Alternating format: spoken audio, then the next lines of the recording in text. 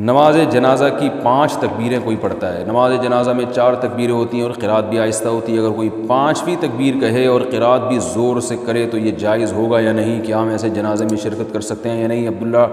ڈیرہ غازی خان نے یہ پوچھا ہے، ڈیرہ غازی خان سے عبداللہ صاحب نے پوچھا ہے۔ نماز جنازہ میں 4 تکبیریں ہیں، اس پر پوری امت کا اجماع ہے، حضرت عمر کے دور میں اس پر اجماع ہو گیا تھا، اور جب کسی مسئلے پر ایک دفعہ اجماع ہو جائے تو اس کی مخالفت بالکل باطل ہوتی ہے، چاہے وہ کتنے دلائل اس پہ دے دیے جائیں۔ اسی طرح نماز جنازہ میں جو قرات تو نہیں ہوتی، اگر کوئی سورہ فاتحہ بھی پڑھتا ہے تو بطور دعا کے پڑھ سکتا ہے، وہ بطور قرات کے نہیں۔ تو اگر وہ کوئی زور سے پڑھتا ہے تو بھی یاد رکھیں کہ قرآن و سنت کی ایسی تشریح جو اجماع امت کے خلاف ہو، وہ تشریح قطعاً معتبر نہیں ہے، کیونکہ اجماع امت کے بارے میں تواتر سے یہ بات ثابت ہے کہ وہ غلط چیز پر قائم نہیں ہو سکتا۔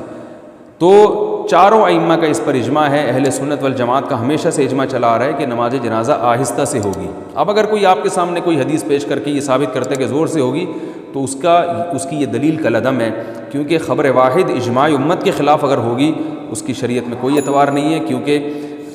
خبر واحد جو ہے، جو حدیث جو ہے، وہ اجماع امت کے مقابلے میں ظنی چیز ہے، اور اجماع امت قطعی چیز ہے، یعنی امت غلط بات پہ جمع ہو جائے یہ بالکل ناممکن ہے،